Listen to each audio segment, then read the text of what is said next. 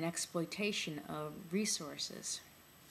So all these empires are looking to Great Britain as to how to be stronger, and at the same time, Britain is becoming weaker from the weight of this empire, because to control such a large area of territory requires a large number of men and large civil service to handle local conflicts. And as the century churns on, these local conflicts will lead to independence movements eventually. So if you look at the map in 1914, it is vastly different than it is today. Really, nothing has remained. All the borders have changed. The structure of all the governments have changed, and it's a different place. So again, when we're talking about when this century begins and when it ends, some people look like when this falls apart, when the grand empires fall apart, this is where the century begins. And it could be a valid point, and it will depend on your point of view about when this begins and ends. Now, what is happening during this time period? Well, there's a rising power in terms of industry, and that's Germany.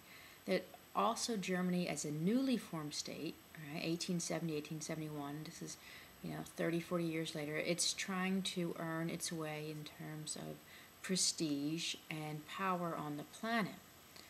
Under Kaiser Wilhelm I, who worked with Otto von Bismarck, his chancellor, this was occurring. Otto von Bismarck was this great strategist who was leading Germany through this treacherous waters of becoming a major power without stepping on too many toes.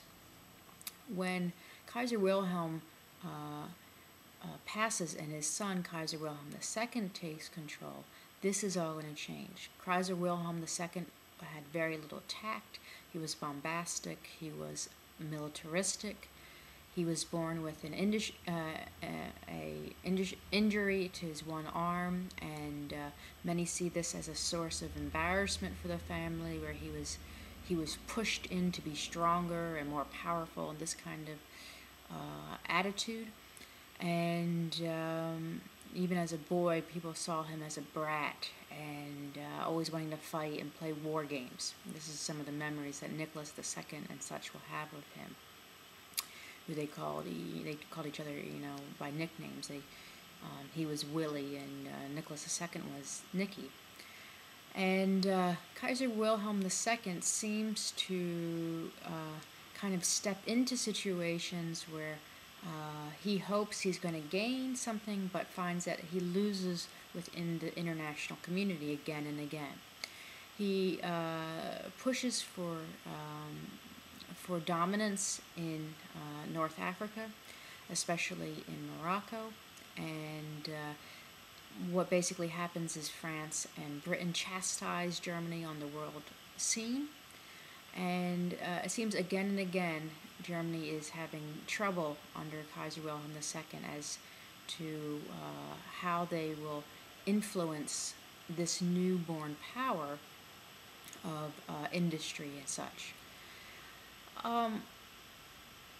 What else is happening? Well, in 1905, we have Russia under the leadership of Nicholas II, again trying to demonstrate that they are a great power, that they have great power status. And Russia has its first major loss of the century in fighting the Japanese, which is a rising empire and a rising industrial power in East Asia. And this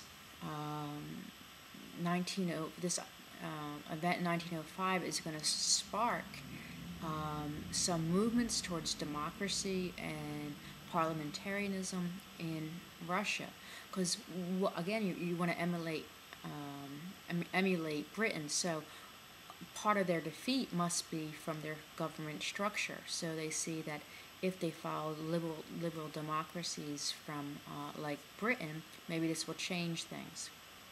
So in 1905, Nicholas II is forced in many ways to offer some some power to a parliamentary system, but each time he gives power, he almost immediately takes that power away.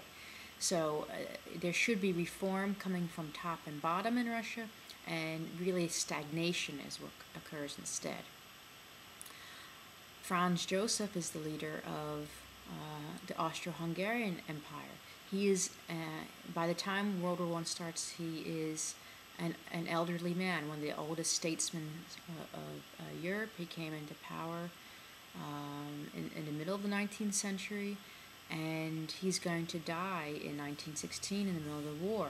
And Franz Joseph tried to navigate the problems of ethnic conflict in his area by a neo-absolutist rule. And what this means is that he kind of wants to return to something out of this, maybe the 17th century, where all power is held in the hands of the emperor, and also a strong push towards Catholicism as well, which is in opposition to a strong Calvinist Protestant presence in the Austro-Hungarian Empire, and a strong Jewish presence and as well, and also Lutherans. There are many Germans in the Austro-Hungarian Empire who were Lutheran. So he tries to lead through pomp and through ceremony, and in many ways he's somewhat successful at this, because he basically leads the nobles and the aristocracy of the various ethnic groups into his fold by granting them positions in the civil service. And so he ties the rich and powerful to himself economically by positioning jobs and various rewards and medals and such, and military placements through his reign. And the big problem in this region is what's going to happen to the lands of the Ottoman Empire. The Ottoman Empire is crumbling at the turn of the century, and they're losing a hold of southeastern Europe. And interestingly enough, the Austro-Hungarians do not want the Ottoman Empire to crumble, because they see this as an area of instability to their southern border that they don't have enough power to control. We'll stop there, and I'll continue in a minute.